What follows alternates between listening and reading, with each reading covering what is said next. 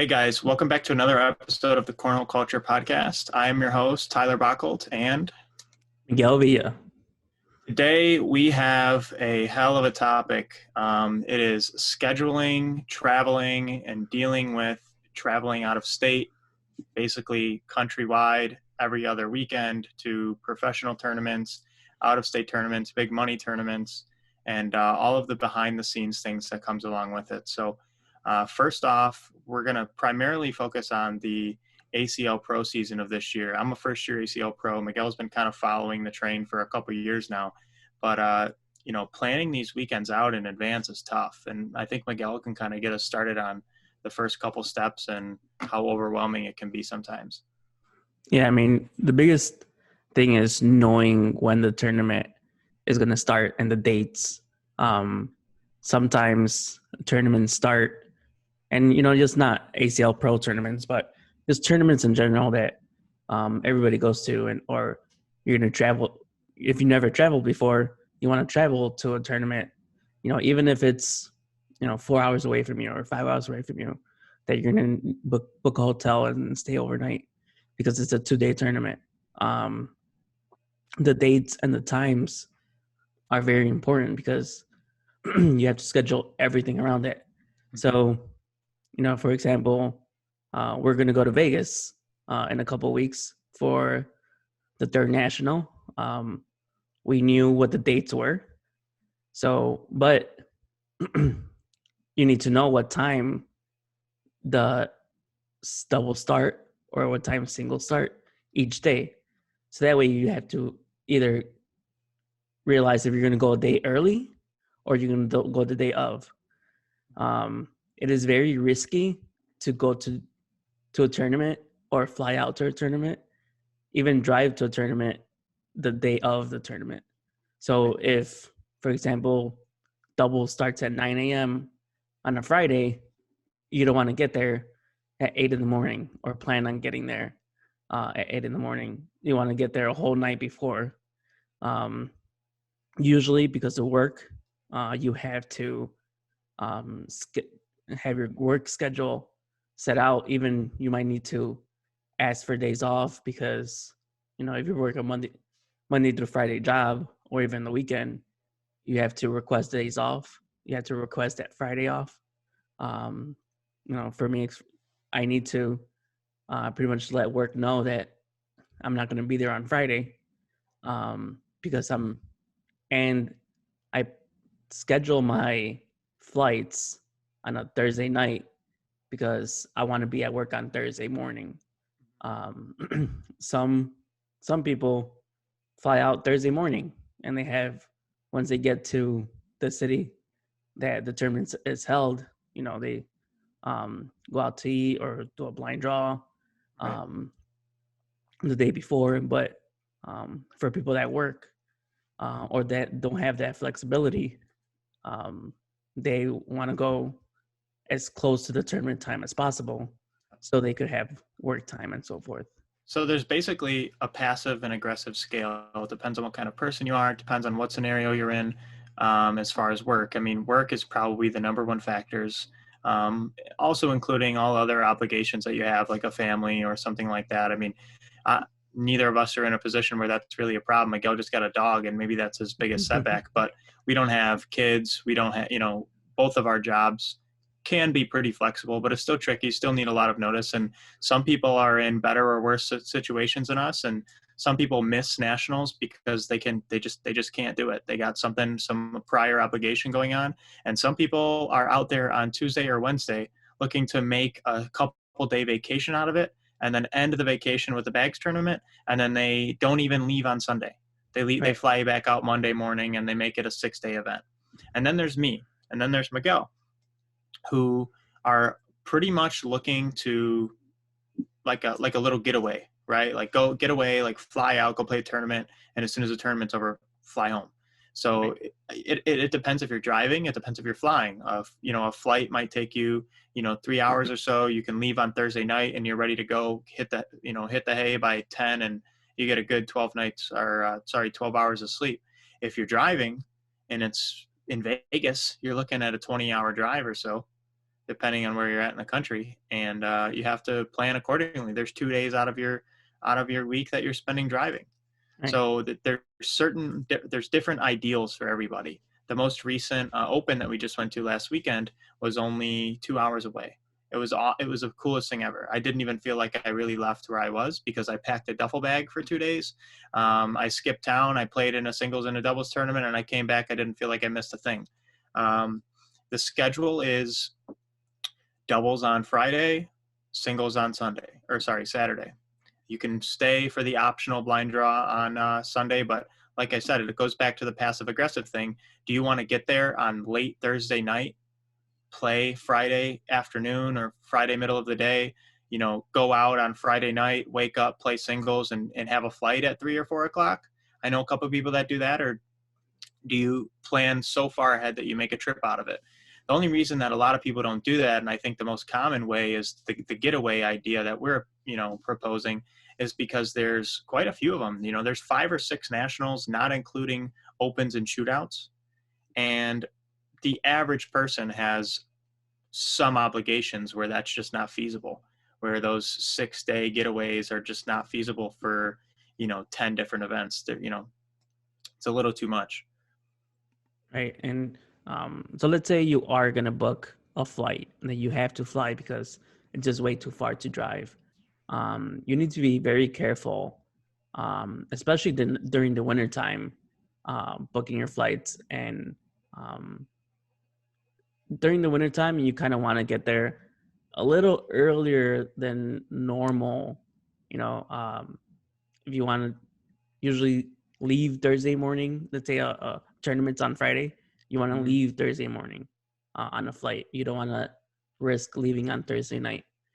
This past national, there was, I don't know, probably over 20, 30 pros that their flight got canceled on the East Coast, and they had to rent a car and drive all the way to Wichita, Kansas, because of the weather, because of the flights were not going out. Luckily, me and Tyler's flight was early enough that it didn't really affect us. Um, but there's a lot of cases, especially during the winter time. If especially if you're booking like Spirit or Frontier, they change your flight and cancel your flight last minute and all the time, even if there is no um, weather issues. So Right. uh, you need to be very mindful of that when booking a flight to a tournament. Is weather, or the possibility of cancellations, and kind of have a backup plan on what you're gonna do if it does get canceled. You know, Yeah. and usually people always fly or travel with a group of people. When you travel with a group of people, it's easier to split cost. Hotels, rental cars, even when your flight gets canceled, now you have a couple people that could drive Mhm. to your destination if your flight got canceled. I believe like Jay Dotson, uh, Adam Hisner, and Cody Henderson got stuck in Chicago, and they had to drive all the way to Wichita. So they went from Cleveland to Chicago in a Yeah. plane. They had a layover, and they never made it. The flight got canceled, so they had to rent a car and make it happen. So they Yeah. didn't get to Wichita to like 6 in the morning. And the tournament started at 9. So I mean, it was just um, you want to avoid those situations. Again, be mindful of who you travel with, and how you book your flights and times. Yep. The hardest part is most people are wanting to do that getaway idea where, you're basically gone for as little as possible. You miss as much at home life you miss as little of at home life as possible. So you're booking flights and you're also trying to save money on expenses. So maybe you're booking flights with layovers and you really are on a pretty strict timeline because the tournament will start without you. So you're booking with layovers that increases the chances of you not getting there on time. And maybe it's slim, but it happens. And If you miss and your partner doesn't, well, then they're not playing doubles and they only went all the way out there for singles and you feel bad. And, you know, it's, it's really hectic. You know, you're booking your flights. How are you getting from the airport to the facility? Sometimes it's an hour Uber. So whether you're flying with 2 or 3 people, you split the cost of the Uber, or you choose if you want to do a rental car. There's all these different options that you have. And then once you get there, who are you staying with? Are you turning a 2 queen size bed into a 4-person, basically $20 a person per night? Or are you wanting a queen size bed to yourself, or getting your own room and not splitting costs and paying over $100 a night for a room? You can do these nationals cheap if you book the flights in time. If you eat out once or twice and you spend your money like, pretty, I don't know, if you know how to be frugal, you can do these weekends for $250 or so. Right. Usually you can get a room. The ACL does a great job with getting group rates for rooms that are really local. So about $100 a night. You split it 2, 3, 4 ways. You're looking at $40 a weekend. Your plane ticket should be about $100 if you don't procrastinate to order the ticket. And you just have to line up all the times accordingly. And if you can do that, I'll tell you, by the time I get home on a Sunday night and I did everything without any hiccups and I didn't spend that much money, it's like a breath of fresh air. Like, geez, I feel like I just, went through a war this weekend with leaving the state, playing in a gigantic tournament, the biggest tournament I've ever played in. They only get bigger. And now I'm back home in the exact timeline that I wanted to. It feels pretty good. And to do it at a low cost is super important because of the amount of times that you're traveling per year. Yeah. And I think, hotel or Airbnb, obviously you could fit more people in Airbnb. But then again, you have to think about your Uber cost or your car rental, because now your Airbnb is going to be 10, 15, 20 minutes away from the venue. Hotels might be a walking distance from the venue. So, booking Airbnbs or hotels and where they're located and how you're going to get to the venue is also important. Usually, if you do it right, like Tyler said, you'll probably spend more money on alcohol in the tournament than actually doing all the travel in the tournament. You need to think that these venues are not cheap. The beer in the venues isn't cheap. So it's not your local blind draw where you have $1 Coors Light or $2 Coors Light and $4 Coronas. Well, here in Chicago it's $4 Coronas. I'm sure it's cheaper everywhere else, but and those beers add up pretty quickly. It's so again, you probably are going to spend more money on alcohol if you do drink while you're there. But then you have to decide on, you are out in a different city. It does feel like a vacation. When do you go out? It can. Yeah. Not all the time though. You're stressed about making singles. Some people are like, they're lame. They don't want to have the night out because they're sleeping in for singles or something. But if you do it on a tight schedule, excuse me, if you do it on a tight schedule, you're only out for 2 nights. Which one are you going to go out? Which night are you going to go out? When we go to Vegas, which night are we going to stay till the casino until 4 a.m.? Is it the night before doubles or the night before singles? Yeah, I mean, for the people that party, everybody knows that cornhole players know how to party. So there's always going to be something going on. It's your decision and your own, will. Like, am I going to party both days? Am I going to party one day? Am I not going to party at all? Depends on how good you want to throw it too. I mean, some people take it more serious than others. I know. I think I saw a comment somewhere saying, hey, singles is 9 a.m. If you want to do good, you should have a good night's sleep. Yeah. But people decide to go out, so that's their own doing. And then there's me, who wants to take advantage of every hour of every day while they're playing their favorite game in the whole entire world. So they're finding the blind draws the day before. They're finding the doubles and singles. They're playing in the sit and goes, cash games, watching the broadcast, finding who's outside playing bags outside the hotel or mini bags in the lobby.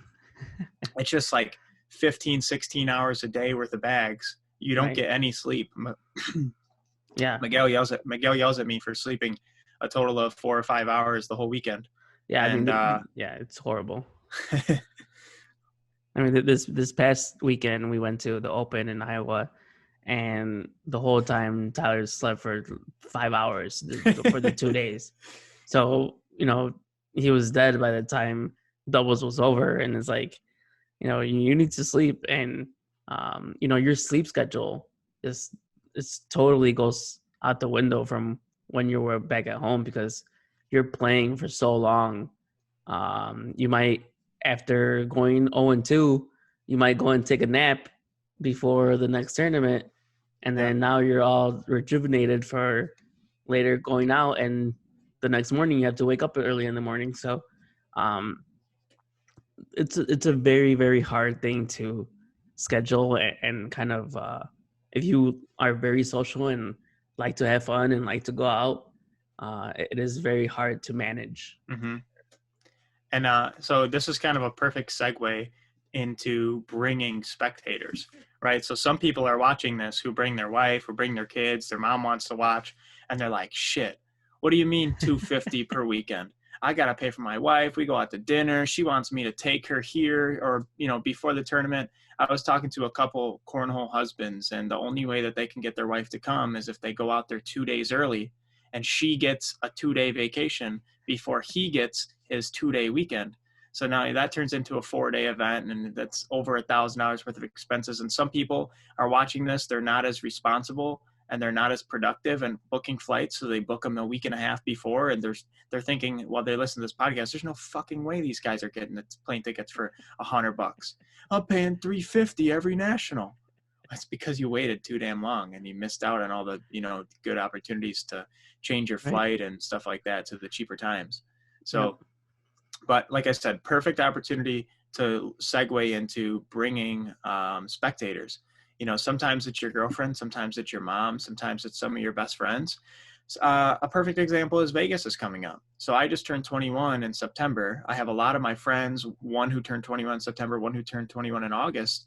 And we've been 21 for less than a year now, and Vegas is like the thing to do, right? So they hear that I'm going to Vegas, and they're like, we were supposed to go together for the first time. Like, why didn't you invite me?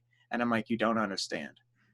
When I'm going to Vegas, if you're coming with, like, I'm not on the same wavelength as you. I'm playing cornhole, and then they start laughing, for 12 hours a day. I'm not hitting the casino and all this stuff. Like I can't entertain you guys as much as you want me to do. So I'll just warn you, if you want to come, you're going to be doing a lot of nothing, a lot of sitting around, spectating, and I hope you can try and enjoy that.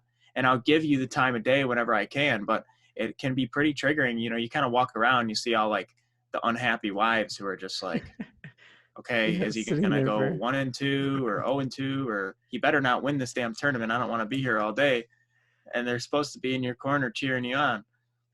Yeah, I mean, my girlfriend at first, she used to go to a lot of tournaments, but then after the third, fourth one, she realized like, I don't need to be here. Like, I don't need to, because it's just you do a whole lot of nothing.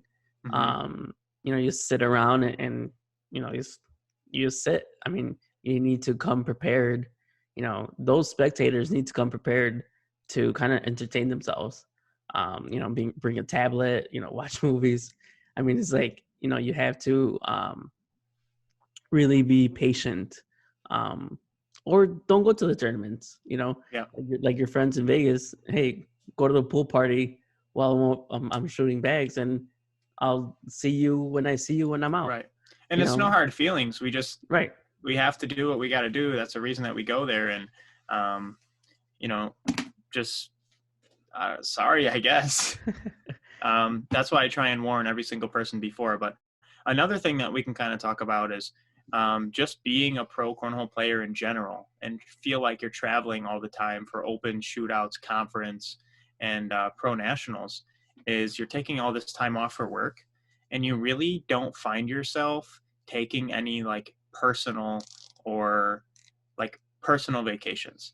Yeah. The amount of personal vacations goes down because the amount of traveling for other things goes up. So that would be another reason why people would try and make these, pro nationals into like a more of a 3 or 4 day event, because they don't get the 3 or 4 day like vacations that they're used to. And Yeah, I mean, I'm um, fortunate enough to have 4 weeks of vacation at work.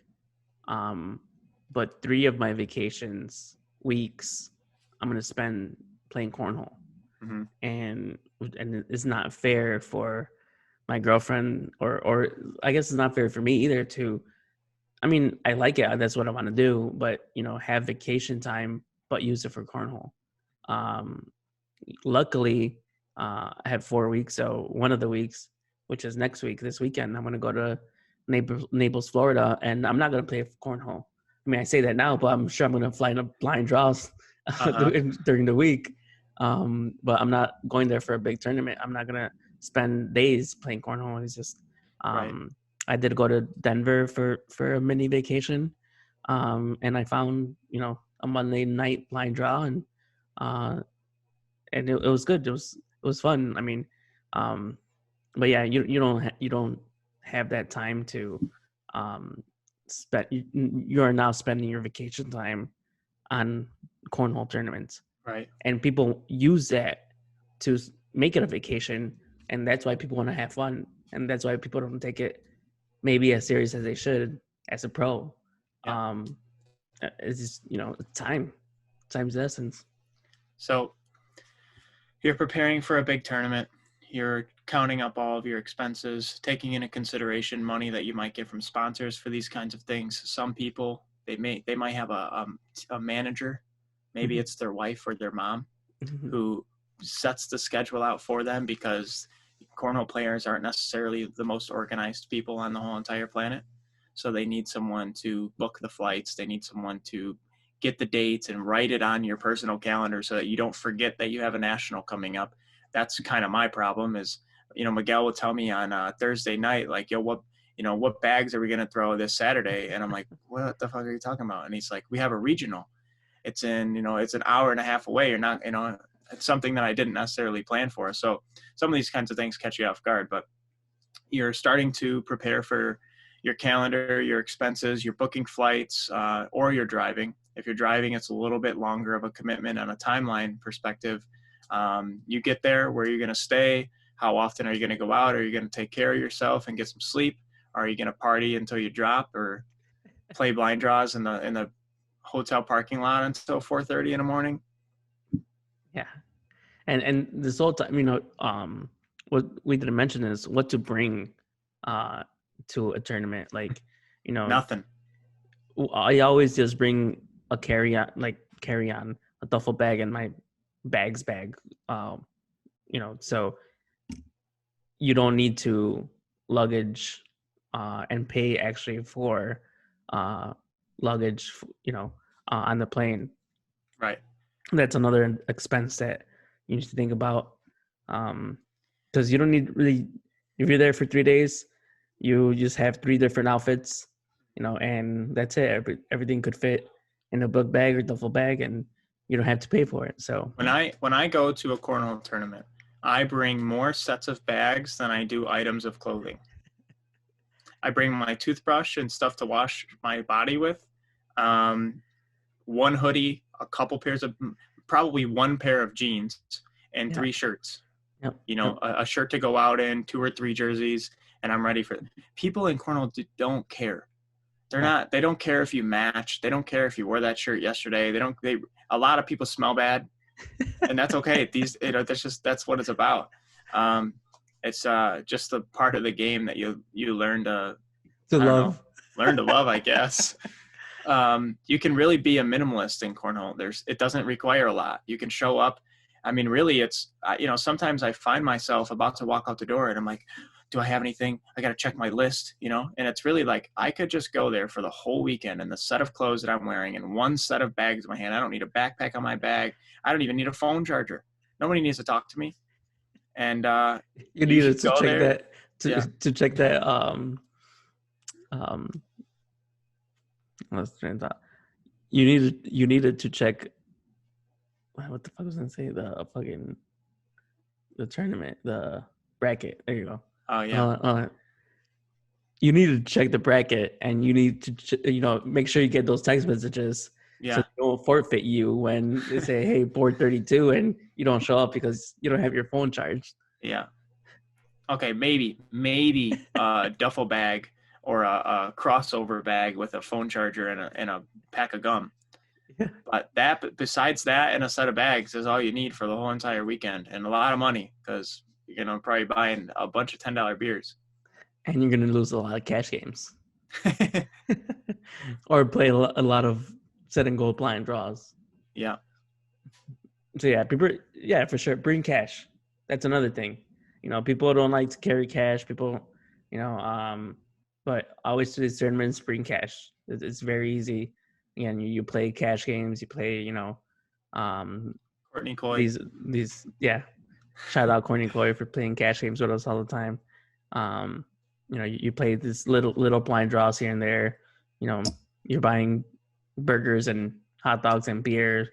And it's just easier to play cash, and you always need that quarter for the flip. Yeah, that's true. I always lose those things anyways, so I'd rather lose with someone else's quarter. So yeah, I think we pretty much covered everything for traveling to a cornhole tournament. Is not that far off from any other sport that people travel to. You have traveling leagues of softball and volleyball and pretty much every sport you could travel if you're good enough. At least with cornhole, there's a lot of tournaments that you could travel to that you don't have to be good. You have to go show up, play, go 0-2, and have a blast. Yep. And it helps you with experience. Traveling to these tournaments is definitely a great experience. Even though it might be, out of budget or something, even though you go 0-2, it's still worth it for the experience and, Right. and for the fun that you have with the people around you. And it does feel like family for sure. All right, so it's pretty much the end of the episode, but the last thing I'm going to say is if you have a cornhole tournament coming up, book it right now. Get your hotel lined up, book your flight for cheaper than you're going to book it 3 weeks before or a week before, and start preparing. Take the time off work. Work really hard right before you go to the tournament and work really hard right after so you don't miss out on, the weekend. But that's where I'm going to see you next. And you better not get opted out of doubles or singles because you tried to fly in on the same morning. Or this is your warning to plan ahead, because there's a lot of people that miss doubles. They screw over their partner and then they only fly out of state for a singles tournament. Yep. And that's not what it's supposed to be. It's supposed to be a lot more than that. Yeah, so everybody travel safe, and we'll see you at the next cornhole tournament. Yeah, buddy. Vegas National coming up in 2 weeks. Thanks for listening. Bye.